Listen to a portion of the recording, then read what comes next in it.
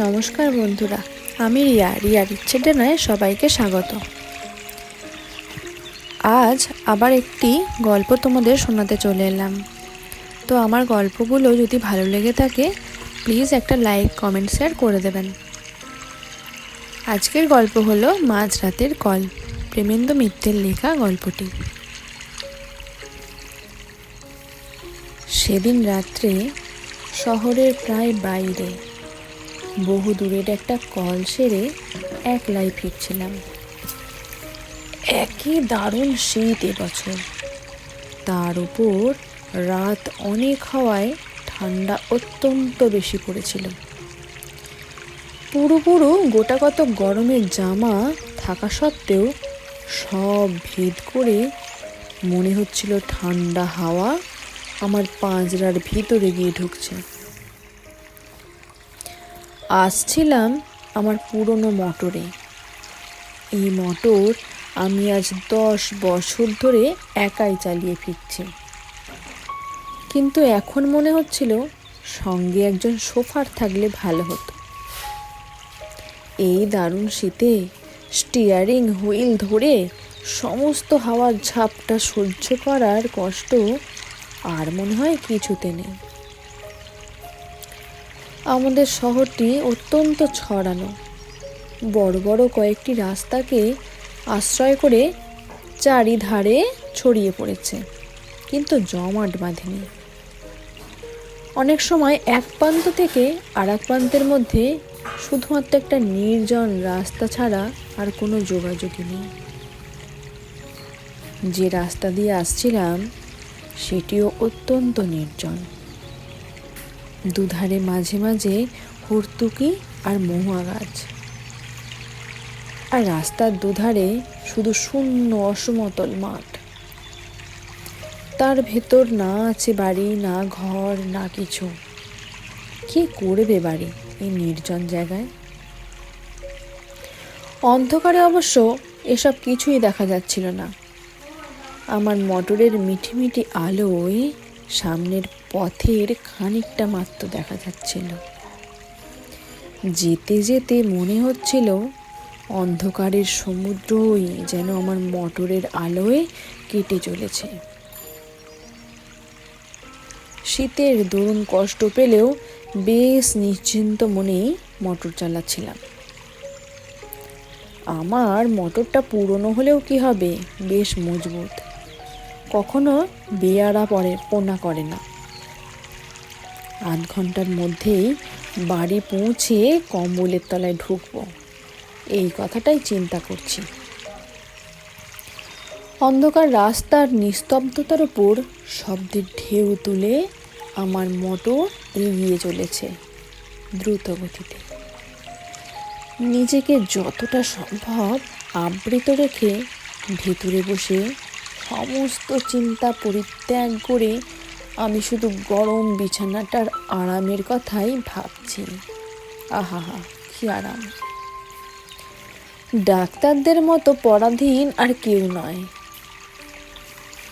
তবু মনে হচ্ছিল একবার বাড়িতে পৌঁছতে পারলে পানের দায়ে ছাড়া আর কেউ আমাকে বার করতে পারবে না। এখন কোনো রকমে 20-25 মিনিট কাটালেই হয়। কিন্তু হঠাৎ অপ্রত্যাশিত এক ঘটনায় আমার সুখ স্বপ্ন ভেঙে গেল। আমার একান্ত সুস্থ সবল মোটর থেকে হঠাৎ অদ্ভুত এক ধাতব আর্তনাদ শুরু হলো। মোটরের এরকম আচরণের কোনো কারণ আমি খুঁজে পেলাম না। আজ দুপুরেই মোটরের ভালো রকম সেবা হয়েছিল, কোনো রকম রোগের তো আভাস ছিল না। হঠাৎ তার এরকম আকস্মিক বিকারের কারণ কি তবে? এই দারুণ শীতে অন্ধকার নির্জন পথের মাঝে মোটরের এই বেয়ারাপনা, সত্যি আমি ভীত হয়ে উঠলাম। এখনো আমাকে প্রায় 7-8 মাইল পথ যেতে হবে। রাস্তার মাঝে মোটর সত্যি অচল হয়ে গেলে করব কি? এই রাত্রির ডাকের সঙ্গে লোক নানার নির্বুদ্ধিতার জন্য আমার নিজের উপর রাগ হতে লাগলো। সঙ্গে একজন লোক থাকলে একটু সাহায্য পাওয়া যেত। দেখতে দেখতে মোটরের আর্তনাদ আরও বেড়ে উঠল। সঙ্গে সঙ্গে মোটরের বেগও মন্থর হয়ে আসছে, বুঝতে পারলাম। মোটর চালানোর সমস্ত বিদ্যা প্রয়োগ করেও কিচ্ছু সুরাহা করতে পারলাম না। কাতরাতে কাতরাতে খানিক দূরে গিয়ে মোটর হঠাৎ বন্ধ হলো মাঝ রাস্তায়। আর তার নড়বার নাম নেই। চেষ্টার আমি কোনো ত্রুটি করলাম না, কিন্তু আমার পীড়নে অস্ফুটভাবে একটু কাতরোক্তি করা ছাড়া সে সাড়াই দিল না।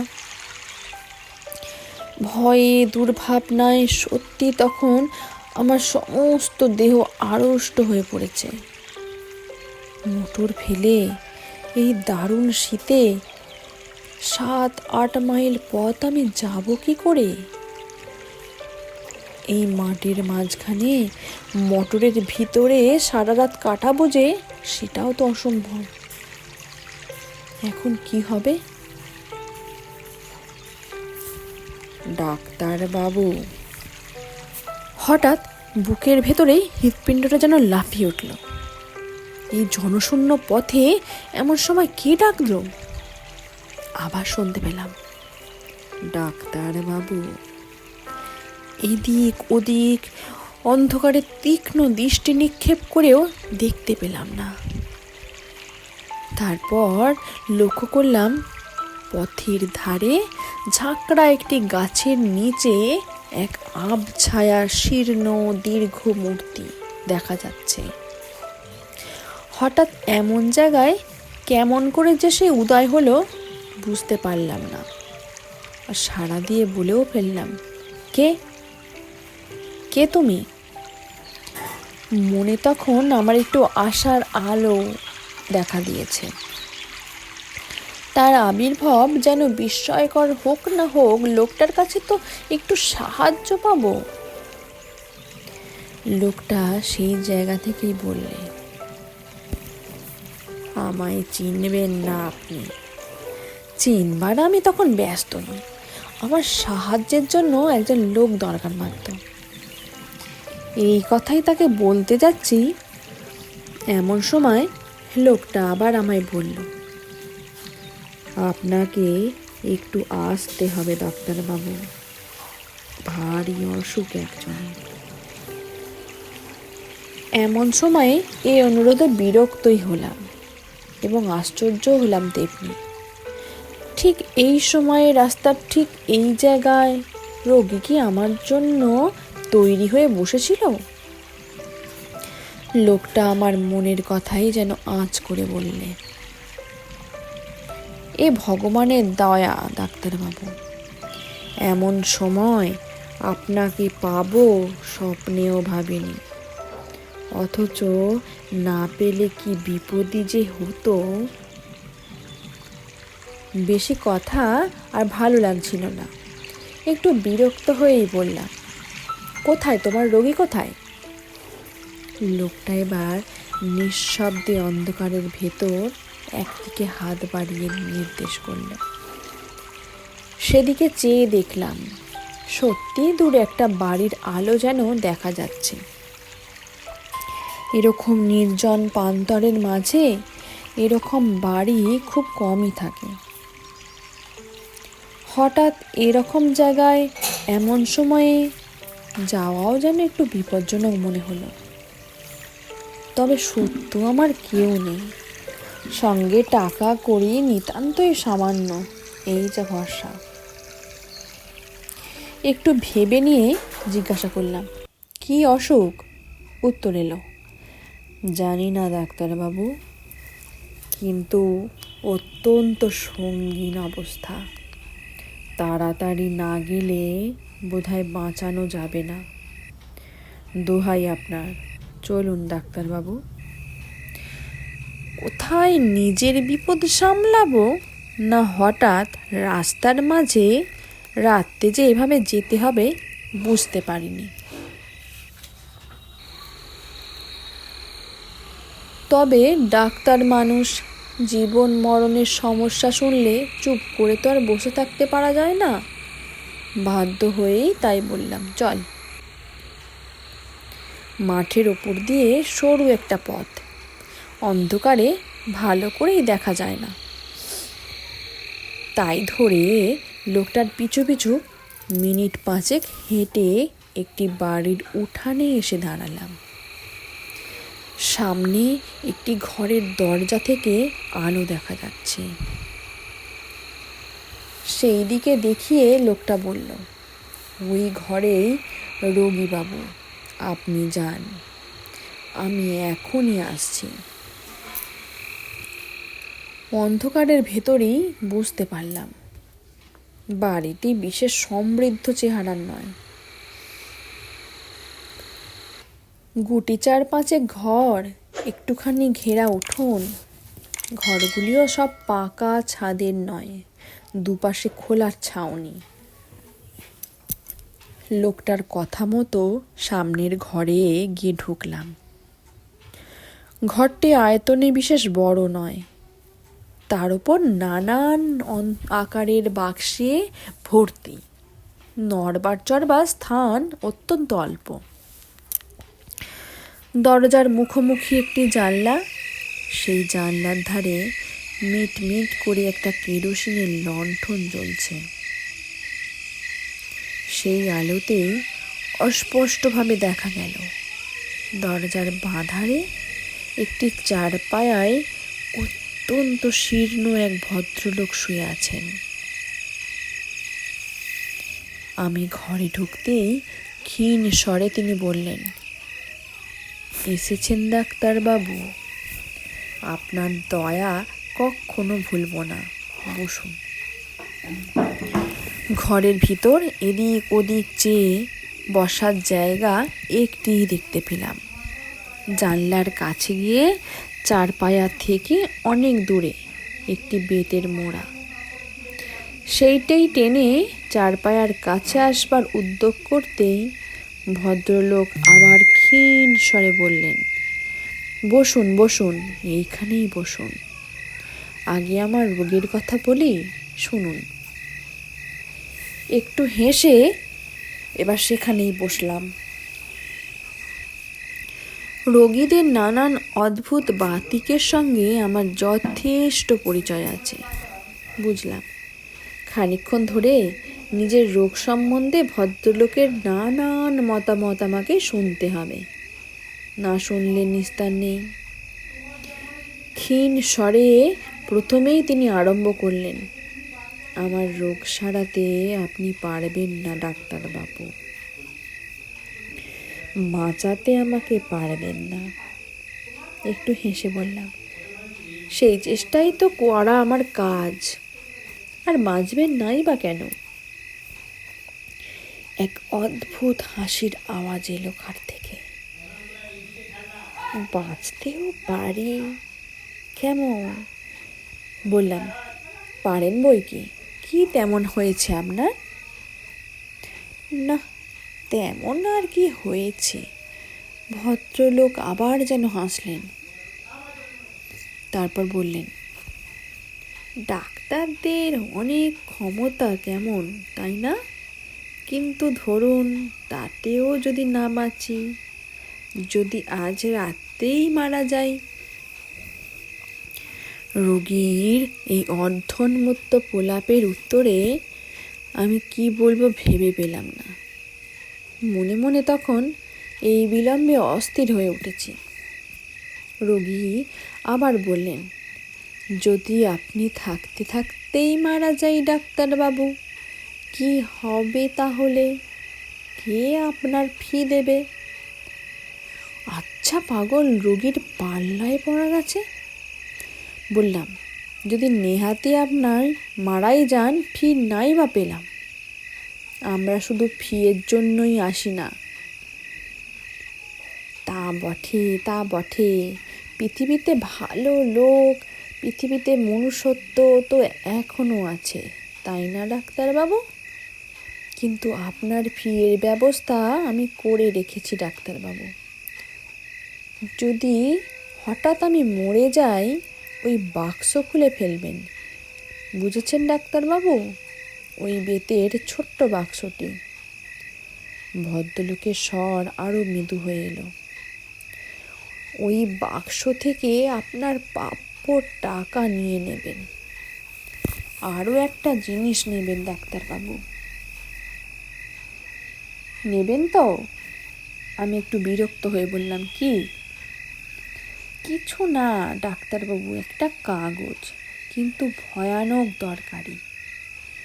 এই কাগজ এখানে আছে শুধু আপনি আর আমি জানি, আর কেউ জানে না। জানলে আর এটা ওখানে থাকতো না। ভদ্রলোক একটু চুপ করে থেকে একটু হেসে আবার বললেন, এই বাড়িতে কাউকে দেখতে না পেয়ে ভাববেন না যেন আমার কেউ নেই। আমার অনেক আত্মীয় আছে, ওত পেতে আছে আমার মরার অপেক্ষায়। শুধু তাদের বিশ্বাস আমি আজ হয়তো মরব না। তাদের বিশ্বাস মরবার আগে আর আমি কিছু করবও না, তারা এসব পাবে। আমি এবার বলতে যাচ্ছিলাম আপনার অসুখটা সম্বন্ধে। হ্যাঁ, অসুখ তো দেখবেনই। তার আগে একটা কথা বলে নি। ওই যে কাগজটা, ওটা হলো আমার উইল, আমার ছেলের নামে উইল। সে ছেলেকে আমি ত্যায্যপুত্র করেছিলাম একদিন। কোথায় আছে তাও জানি না, কিন্তু জানেনই তো রক্ত জলের চেয়ে ঘন। আর বেশিক্ষণ অপেক্ষা করা যায় না। মোড়া থেকে উঠে পড়ে আমি বললাম, এইবার আমি দেখতে পারি? খাট থেকে আওয়াজ এলো, দেখুন। আমি খাটের কাছে এগিয়ে গিয়ে রোগীর নাড়ি দেখবার জন্য হাতটা তুলে ধরলাম, এবং পর মুহূর্তেই সেই দারুণ শীতের ভেতরেও আমার সমস্ত দেহ ঘেমে উঠল। সে হাত বরফের মতো ঠান্ডা। রোগী মৃত্যু হয়েছে, তবে সে মৃত হলে এতখানি আতঙ্কের আমার কারণ থাকতো না।